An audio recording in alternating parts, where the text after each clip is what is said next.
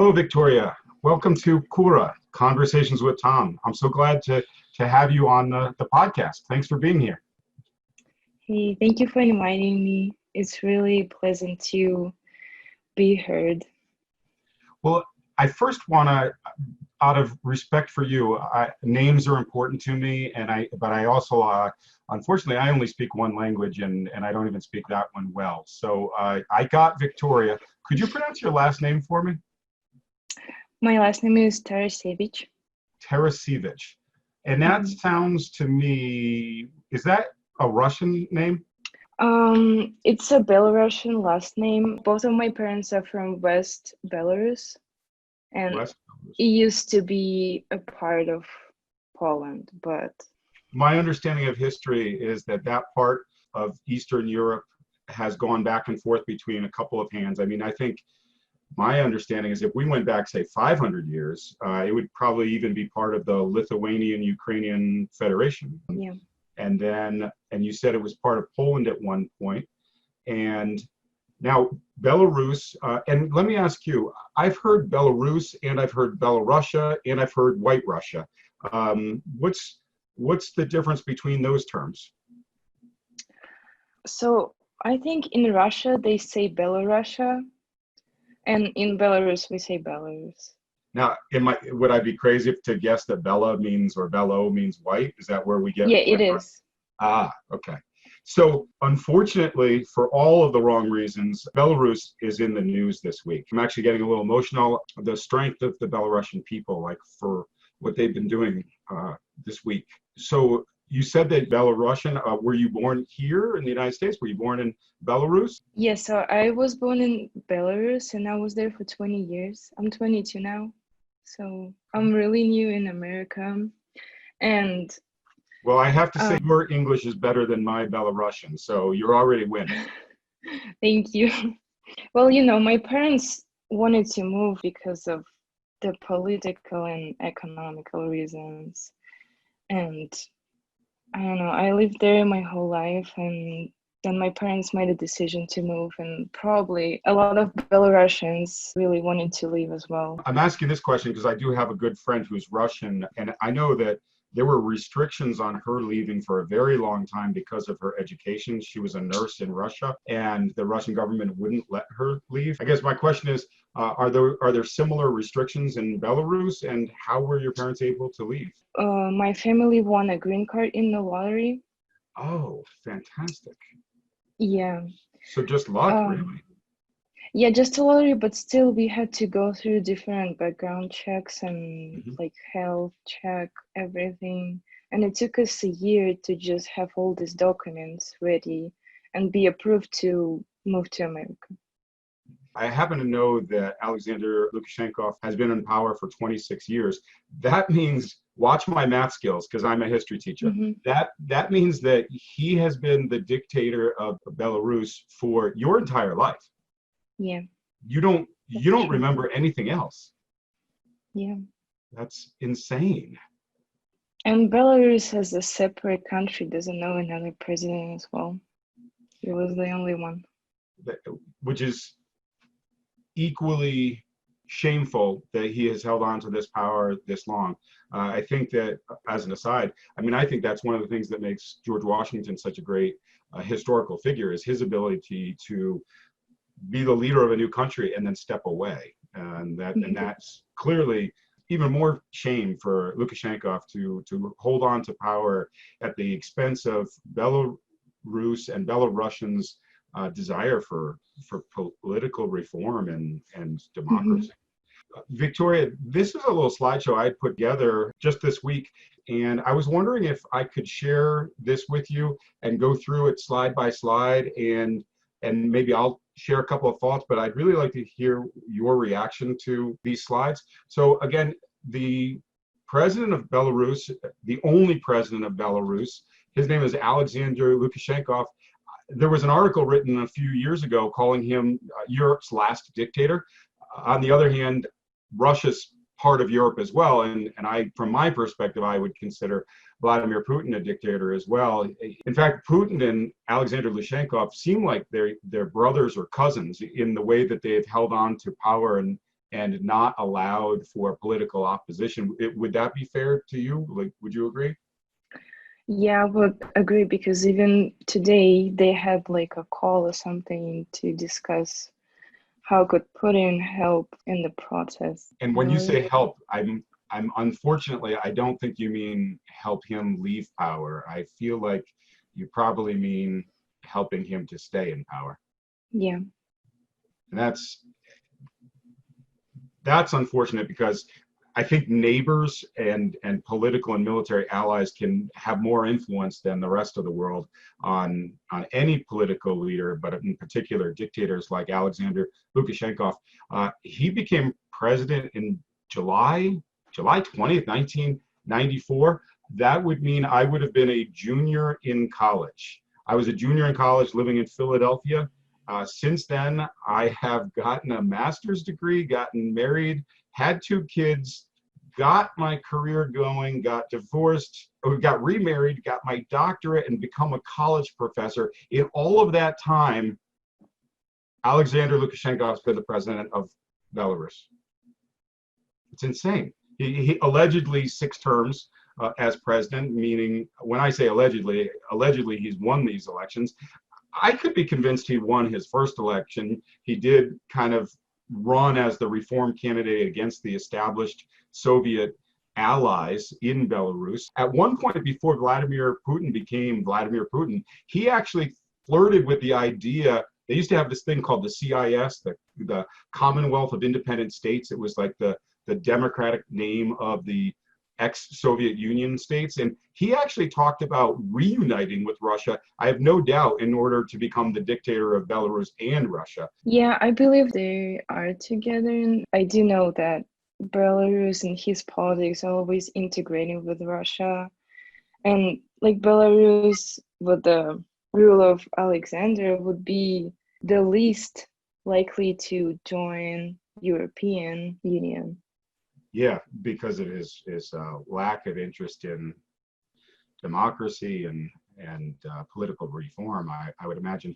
One more question about similar names and similar language, or is there a difference between the 2 languages as well? So we have our own language, but we also have Russian language as our national language too. So we have 2 national languages. The most popular is Russian, but recently people started to force Belarusian culture more and speak the language again.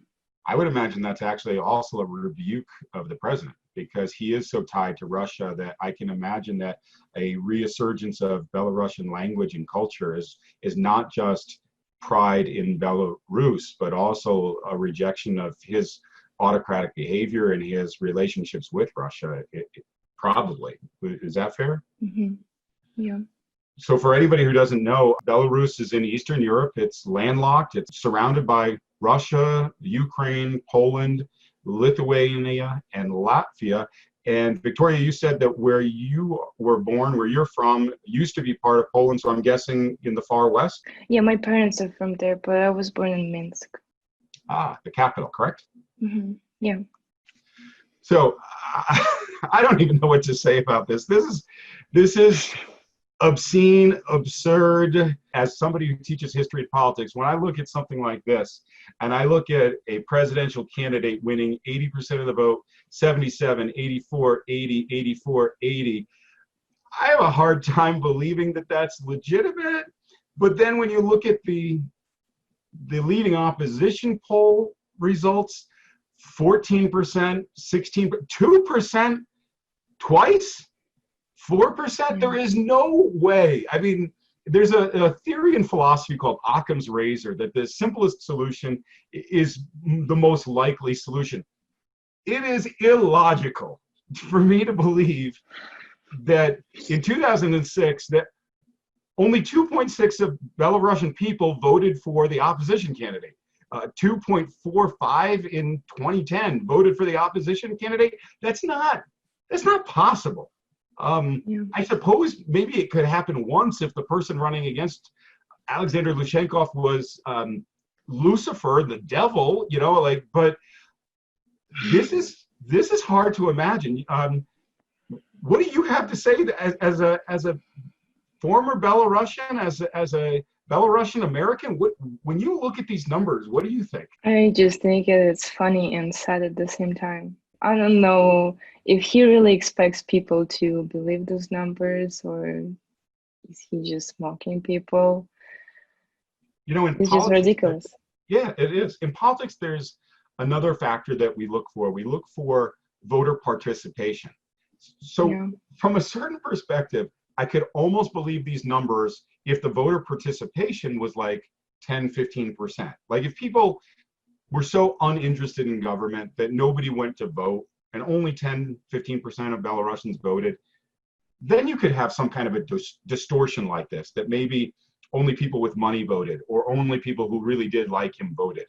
But in terms of 2020, my understanding is the voter participation in Belarus just this weekend was over 85%.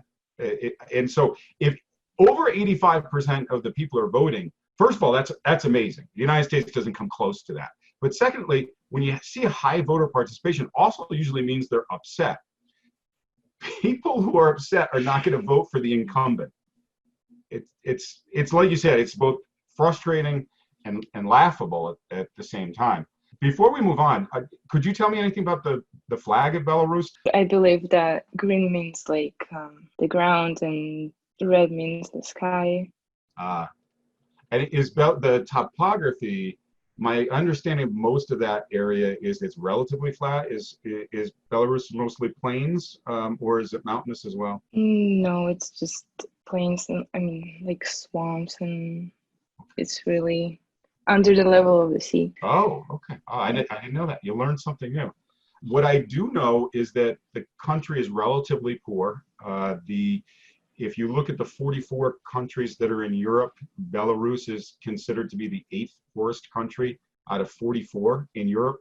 The other 7 poorer countries also tend to be in the eastern part of Europe: Moldova, Romania.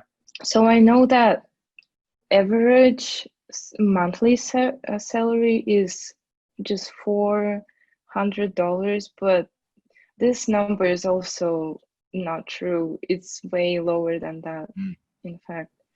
Yeah, because he being Lukashenko, he owns 7 television stations. I couldn't even find any independent television stations in Belarus. I saw that some Polish and Russian broadcasts are available in some sections of Belarus, presumably near the borders. I don't know, but 7 state-controlled TV channels, is that real? Yeah, I think so, but we also didn't really watch the TV because it's just useless. Yeah. Even now, when all this is happening, they still don't really show. They show like happy people and all this Yeah, I stuff. think when I'm thinking about the developments in Belarus this week, I really kept coming back to North Korea. I can't think of another, even Russia has an independent radio TV station and some newspapers. So before we talk about what did happen this past week, just want to point out that this picture was taken on May 9th in Belarus while the army was getting ready for the May Day parade. Some Belarusians, and I think I'm going to go out on a limb and say some very brave Belarusians, carried a coffin alongside the parade route for the May Day celebrations in protest for what's going on in Belarus with COVID. And so, Viktoryia, I don't know if you're aware, I don't know if you are in contact with your family still, your extended family in Belarus, but I would imagine that the frustration with COVID probably exasperated people's frustrations with Lukashenko, which then led to the protests that we're seeing this week. Is that fair? Do you think that's true, or do you think that COVID is completely separate? And then also, how is your extended family in Belarus, if I may ask?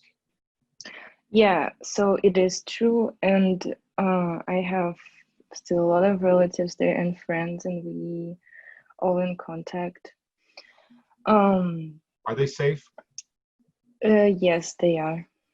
They are fine, but I think that the COVID, it was like the last drop into like opposition to raise and speak up.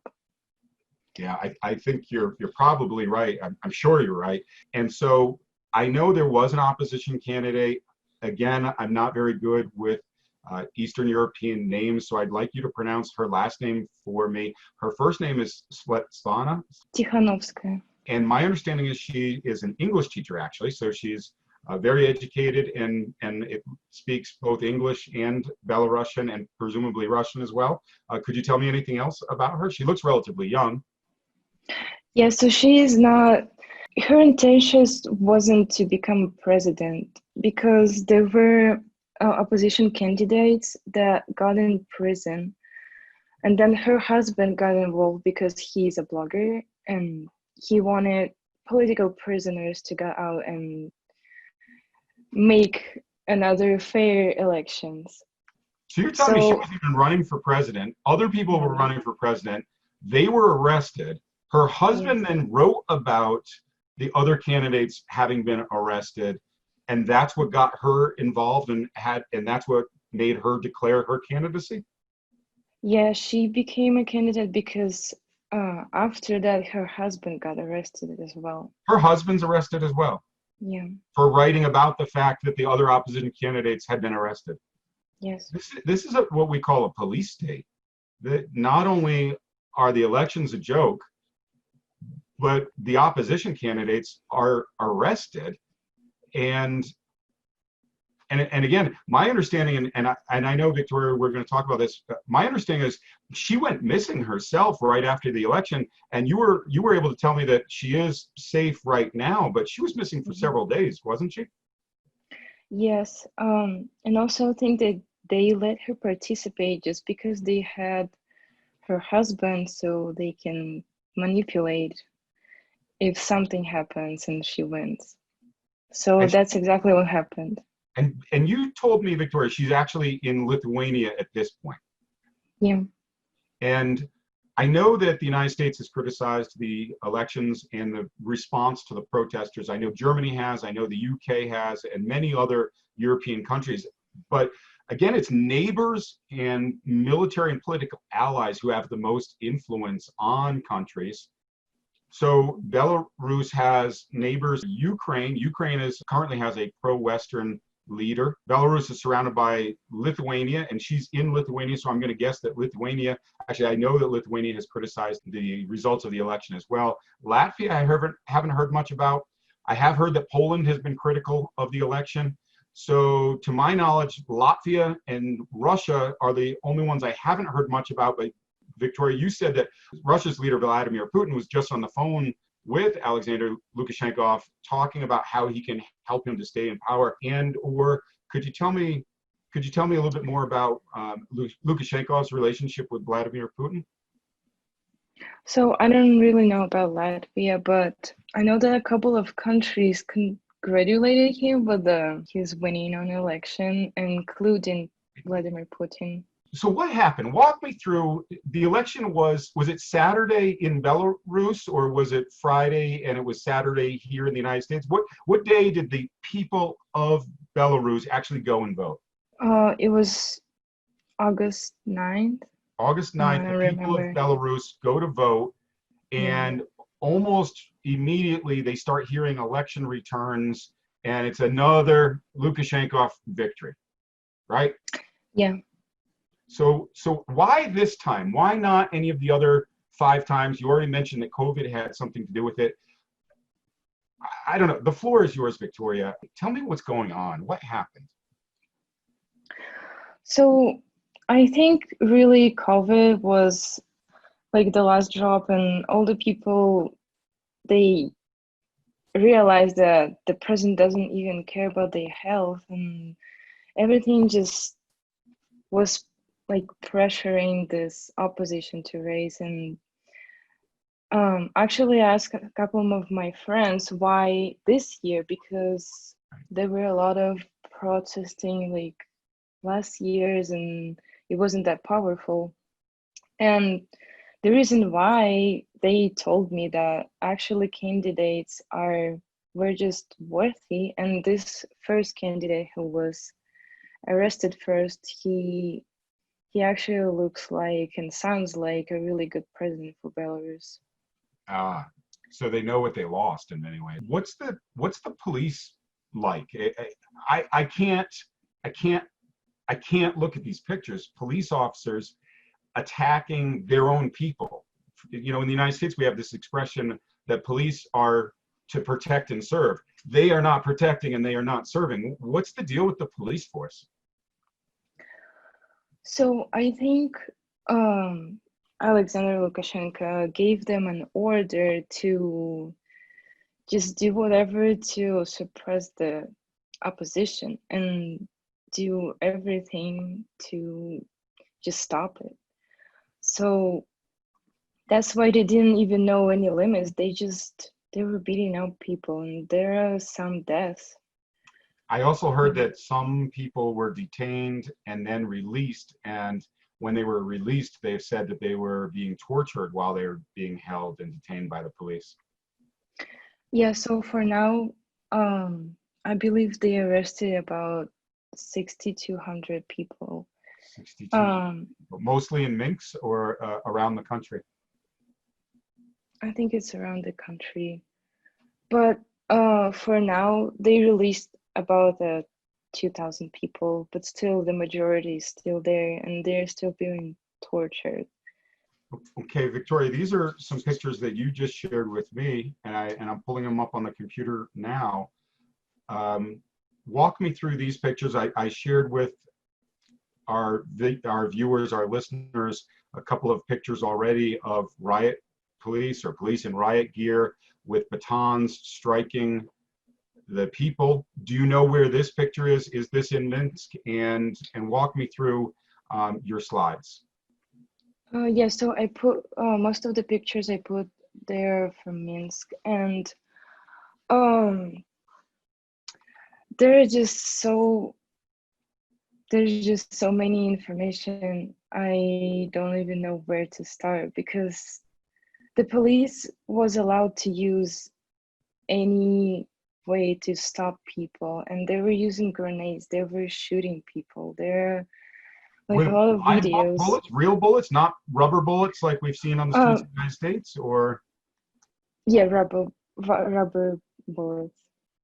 Do you think that the protests in the United States regarding the death of George Floyd, do you think that emboldened Alexander Lukashenko, that he could kind of say, well, the United States is doing the same thing, or is this totally different?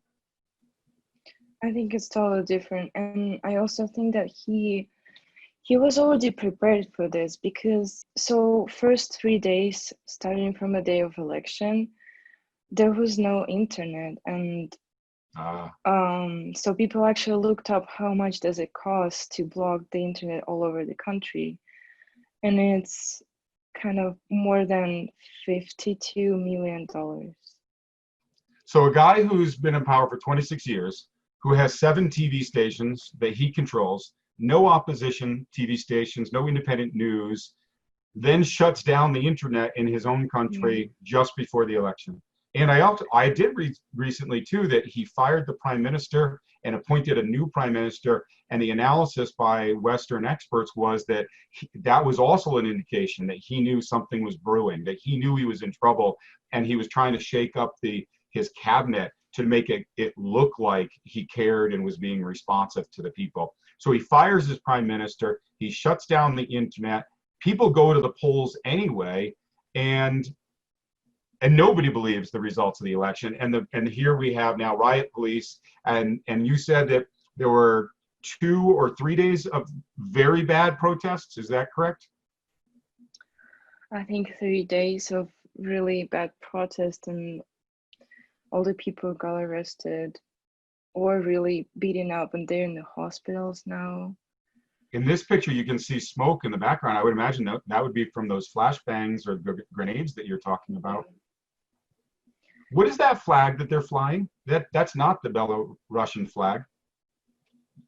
So before Belarus became an independent country, it was a flag of Belarus as of like when it was a part of USSR.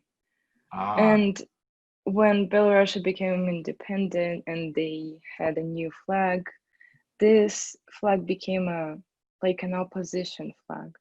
Because that flag, the current Belarusian flag, is really the flag of Lukashenko if he's the only president they've ever had. Yeah. Right?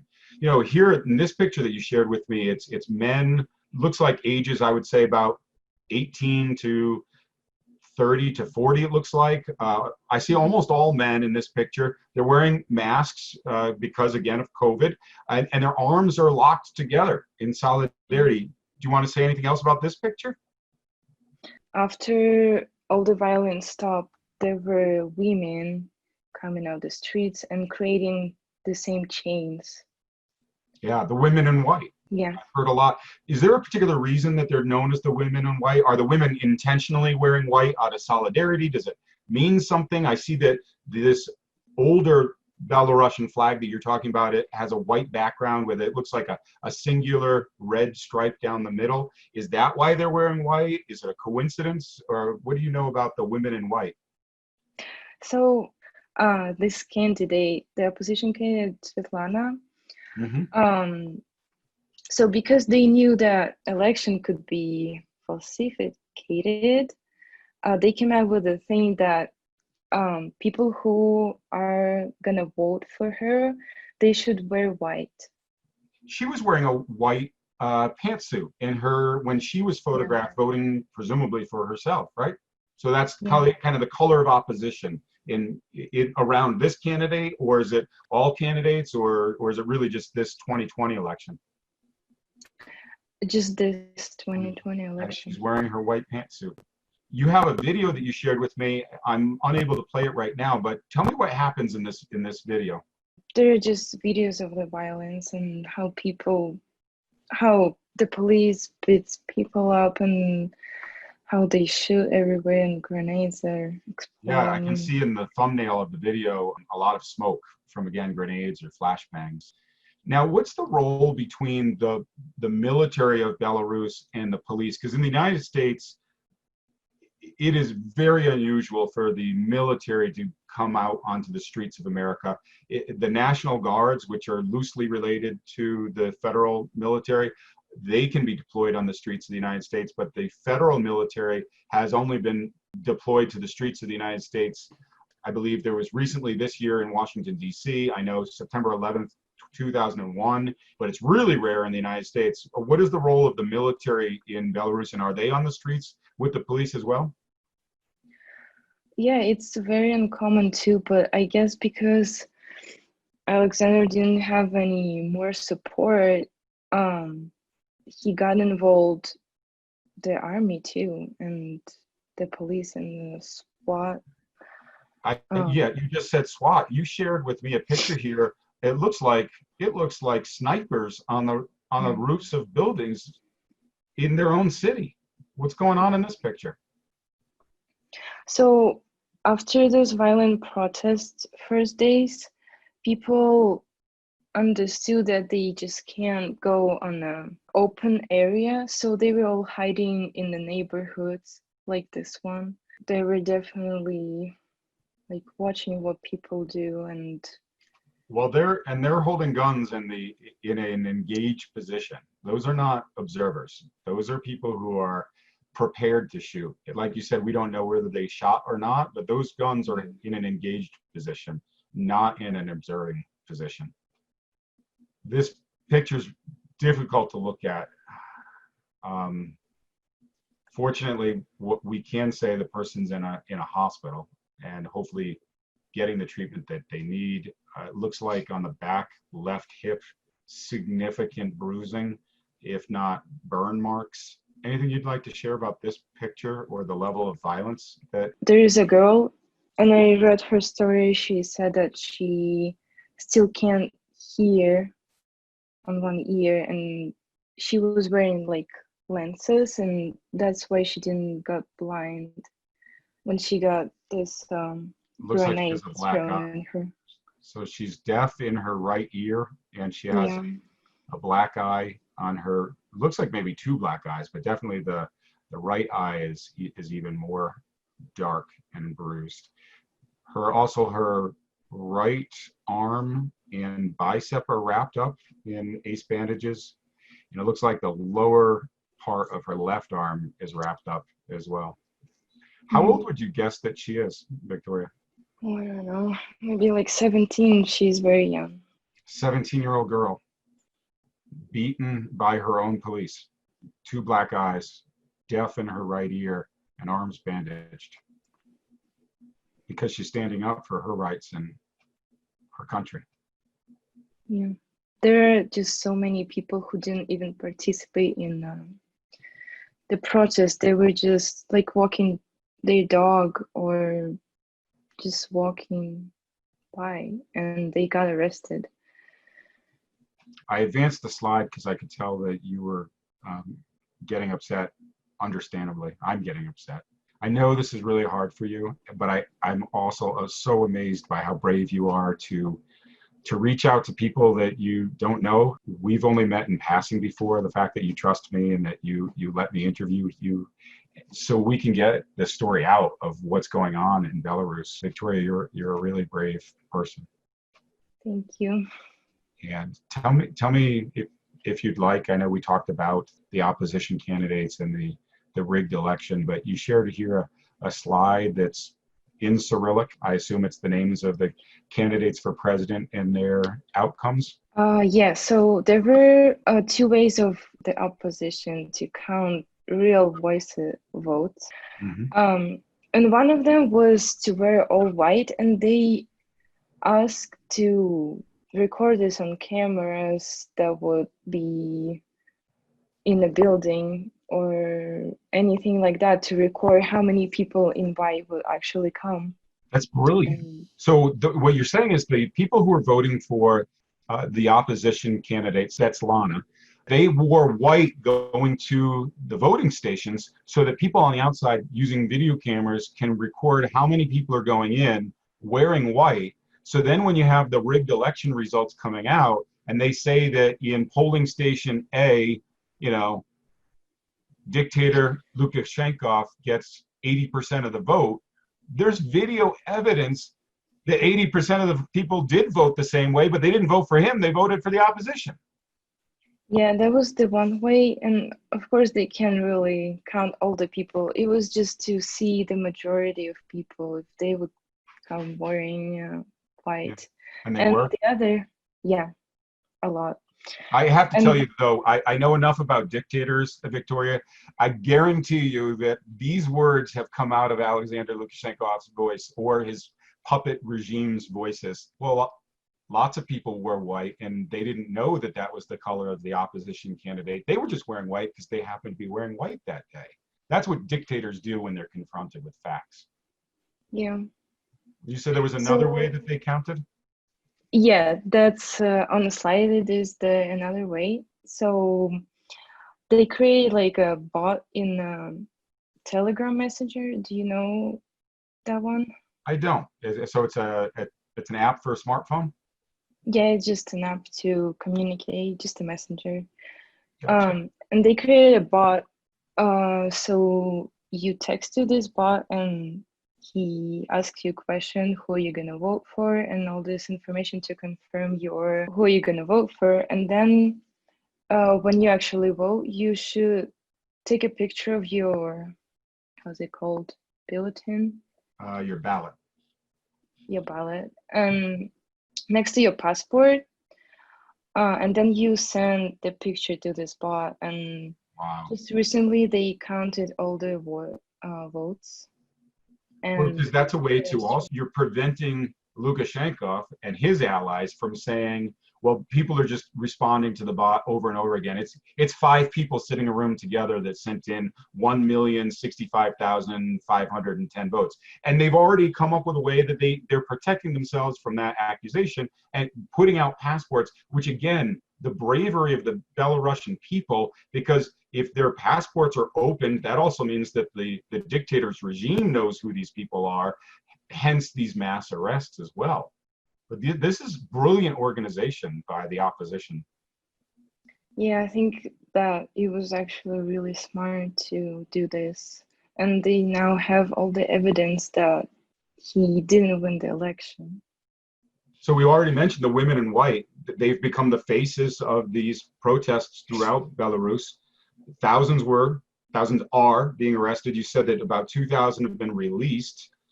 But I can't help but remember that it was women who took down the dictator genocidarian in Sudan just within the last couple of years, Omar al-Bashir.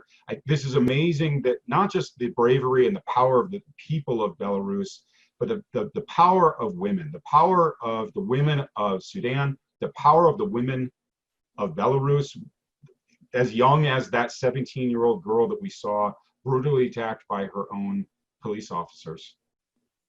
What do you think is going to happen, Viktoryia? I don't really know now, but I really hope that they wouldn't commit any more like crimes against peacefully protesting people. And more, this is crimes against humanity. It's not just crimes against people. This is an international crime now. Attacking innocent people, attacking your own people under international law. Now, he can be charged by the ICC, the International Criminal Court. He can be charged by any special court that the United Nations Security Council would like to establish. Unfortunately, Russia can veto it in the Security Council, but Russia cannot veto it in the ICC. This man needs to be brought to justice. He needs to be removed. Belarus, White Russia, has about 6 neighbors: Russia, Ukraine, Poland, Lithuania, Latvia. All of the neighbors are standing with the people of Belarus. The European governments in the West, the United States, most of the world community is standing with the people of Belarus. The only person standing behind Alexander Lukashenko is Vladimir Putin. And Vladimir Putin needs to understand that if he continues to stand behind this dictator, then he's next. This is the time. The walls are closing in on Alexander Lukashenko. 26 years has been at least 25 years too much. Viktoryia, you said you're 22 years old. He's been the leader of this country your entire life. Yeah. You want him removed, but you're afraid for your people? Yeah. I even remember myself in like 8th grade and understanding that it's all just really weird that he is a president for so long. 8th grade, Moscow. okay. That's young, which Yeah. means, again, it's a tribute to you and your intelligence, but it also just shows how obvious it must be to everyone in Belarus that this man is not the legitimate leader of the people of Belarus. Yeah, and at this age, I remember that I had a friend whose brother was a political prisoner for protesting on some of the elections. So, and he got in prison for 8 years. And he got out really earlier before he... Doing something that in the United States we take for granted. He was put in jail for 8 years for doing something that Americans do without even thinking. Yeah. And that's why people were really afraid to express their position in politics. Viktoryia, I said before, I'm going to say it again. You were brave. The people of Belarus are brave. This man, Alexander Lukashenko, is a coward. He hides behind police officers who he gives orders to attack his own people. That's not what police officers do. And I am so grateful that you reached out to me. I'm grateful that you joined me today. And together with the Belarusian people, with your voice, sharing these pictures, sharing what's going on in Belarus, we'll keep the pressure up, and hopefully this man will realize it's time for him to retire to a mansion in Russia and get the heck out of Belarus, because he's not welcome there anymore. That's true. Yeah. Thank you so much. Thank you.